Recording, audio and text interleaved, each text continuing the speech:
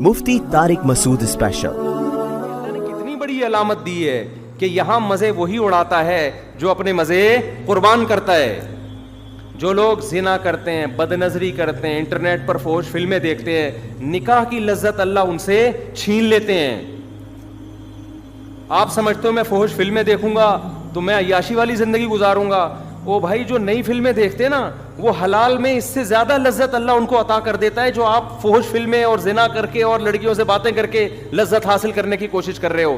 من تعجل بشیء قبل اوانہ عوقب بحرمانہ۔ حضرت رابعہ بصریہ کا نام سنا نا، بڑی ولی اللہ تھیں، ان کا قول ہے یہ کہ جو شخص کسی چیز کو وقت سے پہلے حاصل کرتا ہے، وقت پر اللہ اسے اس لذت سے محروم کر دیتے ہیں۔ وقت پہ اللہ اسے لذت، میں اکثر یہاں ایک واقعہ بیان کرتا ہوں، تھوڑا حیا کے خلاف ہے، لیکن کچھ چیزیں ایسی ہوتی ہیں جو جب تک وہ واقعہ صحیح بیان نہ کرو تو وہ موٹیویشن نہیں ملتی۔ ہمارے ایک استاذ گاؤں میں، ہم گئے کسی گاؤں میں، ہمارے دورے ہوا کرتے تھے، 2 مہینے کے دورے صرف دورہ نحو، تو ہم گئے کسی گاؤں میں، تو ہمارے ساتھ ایک افغانی بھی، وہ یہیں پاکستان کے تھے، وہ تو ہمارے استاذ نا اس کے ساتھ 2 مہینے بعد اس کی گاڑی میں بیٹھ کے آ رہے ہیں نا، وہ ریوو تھی یا ویگو تھی واللہ عالم۔ اب کہہ رہے ہیں وہ 2 مہینے بعد جب گھر جا رہا ہے نا، تو گاڑی کی سپیڈ ایسی تھی کہ ہمیں لگ رہا تھا کہیں پھوڑ دے گا، یہ ہمیں مار دے گا نا۔ کہہ رہے ہیں ہم بار بار بریک لگوا رہے ہیں، بھائی ذرا آرام سے چلا یار، بھائی ذرا آرام سے چلا، اور تجھے اتنی جلدی کیا ہے؟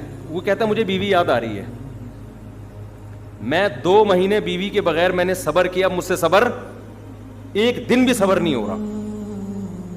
آپ مجھے بتاؤ، بد نظری کرنے والا، زنا کرنے والا، لڑکیوں میں دلچسپی لینے والا، جو لوگ سفر میں جاتے ہیں، جو عیاش لوگ ہوتے ہیں، ان کا دل ایسے گھر بھاگنے کو کرتا ہے؟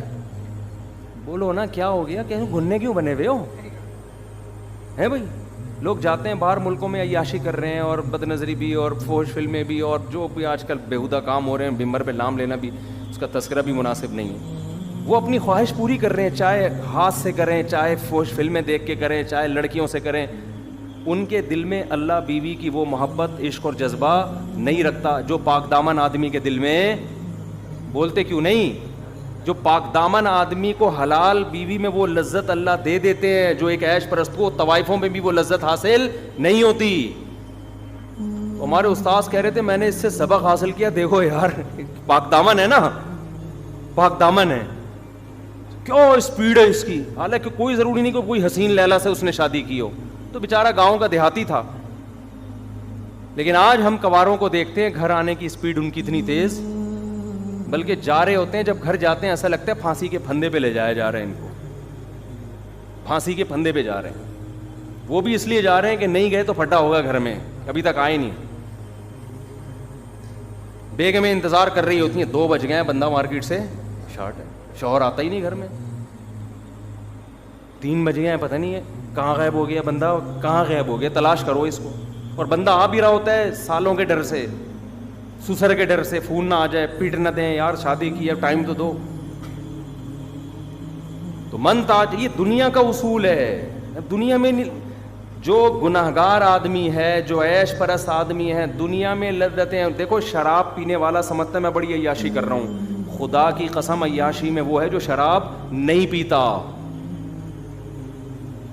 ہم نے شرابی بھی دیکھے ہیں، عیاشی میں جب ہوتے ہیں جب پی رہے ہوتے ہیں، اس کے بعد جو ٹینشن ان کو بھی ہوتی ہے اور دوسروں کو بھی دیتے ہیں، وہ ٹینشن بہت زیادہ ہے اس لذت سے جو آپ تھوڑی دیر کے لیے آپ پی کے اپنے آپ کو ریلیکس کر رہے ہیں۔ یہ تھوڑی دیر کی لذت ہے۔ میں نے کبھی کسی شرابی کو خوش نہیں دیکھا، ڈپریشن میں ہوتے ہیں، ان کو نہیں ملے پاگل ہو رہے ہوتے ہیں۔ جتنے نشے ہیں نا، نشے، چرسی ڈپریشن کا مریض ہوگا، ہیروئن چی تو بالکل ہی باولا ہوگا، شرابی ڈپریشن کا مریض، بات بات پہ ایکسائٹڈ۔ مجھے پاس ایک دفعہ کینیڈا سے فون آیا، وہ کوئی وہاں کی یونین کونسل کے کوئی صدر تھے، اور وہ وہاں پہ نا گھریلو معاملات، مسلم تھے لیکن کینیڈین گورنمنٹ کی طرف سے کوئی جو مسلم فیملیز ہیں یا کوئی غیر مسلم فیملیز کے جو پھڈے مڈے ہوتے ہیں وہ نمٹانے کے لیے گورنمنٹ کی طرف سے تھے وہاں۔ وہ یہ بڑے اچھے قوانین ہیں وہاں، گورنمنٹ لیول پہ اس طرح کے کام ہو رہے ہیں کہ یار فیملی کو جوڑنے کے لیے جو بھی آپ کر سکتے ہو کرو۔ ہمارے یہاں گورنمنٹ لیول پہ الحمدللہ اس طرح کا کوئی کام نہیں ہے. یونین کون سا لے لے, مگر اس کو پتہ ہی نہیں ہوتا کہ اس محلے میں کیا ہو رہا ہے, اور نہ ہی پتہ ہو اچھا ہے, پتہ ہوگا تو اور تھوڑا سا خطرناک ہو جائے گا, اللہ خیر کرے. تو بلکہ ہمارے ہاں عدالتیں ماشاءاللہ جوڑ کے بجائے طبیعت سے توڑ پیدا کر رہی ہیں. عدالت چلے گئے نا تو اب طلاق نہیں بھی دینی ہوتی تو پھر کیا ہوتی ہے, کیونکہ وکیل اس کو پہلے سے عورت کو بتاتا ہے یہ الزام اپنے شوہر پہ لگا دے. وہ مارتا پیٹتا ہے, وہ فوش مووی دیکھتا ہے, یا وہ گندا آدمی ہے, یا جب مرد پڑتا ہے وہ اور تیش میں آ جاتا ہے, بولتا ہے اب تو میں وہ اور زیادہ. اور اسی طرح مرد بھی یہی کر رہا ہوتا ہے جا کے. تو ان کے مجھے فون آیا, انہوں نے کہا یار یہاں مسلم مفتی صاحب خواتین کے حقوق پر اللہ کا واسطہ بیان کریں آپ, عورتیں بڑی مظلوم ہیں, آپ کے بیان دنیا سنتی ہے. میں نے کہا کیسے مظلوم ہے بھائی, میں تو ہم جیسے نالائقوں کے حالات ہم دیکھ رہے ہوتے ہیں, صحیح ہے نا, ٹھیک ہے نا. میں نہیں کہہ رہا کہ میں مظلوم ہوں, میں کہہ بھی نہیں سکتا, میں کہہ بھی نہیں سکتا, میں اتنا میرے اندر تپڑ نہیں ہے, ٹھیک ہے نا, ہمارے اندر اتنا دم نہیں ہے. یہ بڑا جگر والے لوگوں کا کام ہے ایسی باتیں کرنا. تو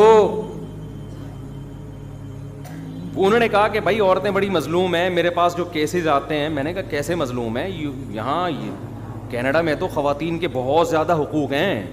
یہاں تو مرد کو وہ جب چاہیں گچی مروڑ دیں اس کی, قانون اتنا سخت ہے, اور آپ کہہ رہے ہیں خواتین بہت مظلوم ہیں, آپ ان کے حق میں بیان کریں, مرد ظلم نہ کریں. تو کہنے لگے آپ کو نہیں پتا یہاں مرد بہت سارے نہیں ہوں گے, کوئی کینیڈا میں لوگ بیان سن رہے ہوتے ہیں تو کہتے ہیں یار کوئی نہیں کوٹتا پیٹتا یہاں, تو آپ پتہ نہیں کیسی باتیں کر رہے ہیں. دیکھو جو لوگ اس طرح ثالثی کا کام کر رہے ہوتے ہیں نا, ان کے پاس اس طرح کے کیس آتے ہیں. ضروری نہیں کہ ہر گلی محلے میں ایسے ہو رہے ہوں. نارملی اب جیسے میں بتاؤں آج میرے پاس طلاق کے 5 کیس آئے, کل 3 کیس آئے, تو آپ کہیں گے یار ہماری گلی میں تو کسی کو طلاق نہیں ہوئی, تو اب وہ تو جو ہوئی ہوگی تو ہمارے پاس آ گیا نا وہ. تو اس لیے ضروری نہیں کہ پورے کینیڈا میں یہ ہر گلی محلے میں ہو رہا ہو, لیکن جو آدمی ثالثی کا کام کر رہا ہوتا ہے اس کے پاس تو جو کیس آتے ہیں تو اس میں وہ کہہ رہے ہیں میجورٹی ایسی ہے جس میں عورتیں مظلوم ہوتی ہیں. ان کے رائے کے مطابق وہ ظلم کیا ہوتا ہے کہ مرد بے تحاشا مارتے ہیں. کہہ رہے ہیں ایسے ایسے کیس آتے ہیں, عورتوں کو اتنا مارا ہوا ہے, خون خرابہ کیا ہوا ہے, تو سمجھاؤ آپ. میں نے کہا یار میری عقل نہیں مان رہی کہ اتنا مضبوط لا ہے, اتنا مضبوط قانون ہے, اور مرد اٹھ کے اتنے لا میں آج کیسے خون خرابہ کر سکتا ہے آدمی. یہ تو اگر لا نہ بھی ہو تو بھی میرا خیال ہے 2-4 آدمی تو ایسے ظالم ہر معاشرے میں ہوتے ہیں, لیکن میجورٹی یا بہت سارے مرد ہمارے معاشرے میں میرا خیال ہے شہری گاؤں دیہاتوں میں ہوتا ہے, لیکن شہری علاقوں میں پڑھے لکھے علاقوں میں ایسا نہیں ہوتا کہ ایک تھپڑ مارنے سے پہلے بھی آدمی 20 دفعہ سوچتا ہے کہ اس کا رزلٹ کیا ہوگا اور پھر اس کا نتیجہ کیا نکلے گا. تو اور اتنا مارا کہ جناب خون خرابہ ہو گیا, یہ کیسے پاسبل. میں نے کہا مجھے میری کھوپڑی میں یہ بات نہیں آ رہی. انہوں نے بتایا کہ پینے کی وجہ سے. کس وجہ سے جی؟ پینے کی وجہ. شراب پیتے ہیں اس کے بعد کھوپڑی کام کرنا چھوڑ دیتی, بات بات پہ ایکسائٹیڈ ہوتے ہیں, غصہ آتا, توڑ دیا پھوڑ دیا. جب اس کے بعد بیگم کا جب قیمہ بن گیا, اس کے بعد جب اترا ہے نشہ بھائی یہ ہوا کیا ہے نا, یہ ہوا کیا. کہہ رہے پھر بیوی اگر جیل بھجوا دے اس پہ پھر اور تپتا ہے وہاں جا کے وہ کہ میری بیوی نے مجھے جیل کیوں بھجوایا, وہ باہر نکلو پھر میں دیکھو کیا کرتا ہوں. تو یا تو طلاق ہوتی ہے یا عورت پٹتی رہتی ہے. تو یہ کس کے فضائل ہیں, کس کے؟ پینے پلانے کے. تو اگر پینے میں سکون ہوتا, شراب میں سکون ہوتا, پینے میں لذت ہوتی, تو اتنی ٹینشن میں آتا کہ بیوی کو مار دھاڑ کے اس کا بیڑا غرق کر دیتا. کیا ہو گیا میرے بھائی؟ ابے جو سکون میں ہوتا ہے وہ تو غصے والی بات پہ بھی اس کو بعض دفعہ ہنسی آ رہی ہوتی ہے. اس کو بعض دفعہ بیوی ایسی الٹی بات کرتی ہے آدمی کو ہنسی آ جاتی ہے, یار بہت بڑی پھینک دی بیگم, بس ہلکی رکھو. ہنسی آتی ہے, حالانکہ غصہ آنا چاہیے تھا. سمجھ رہے ہیں نا.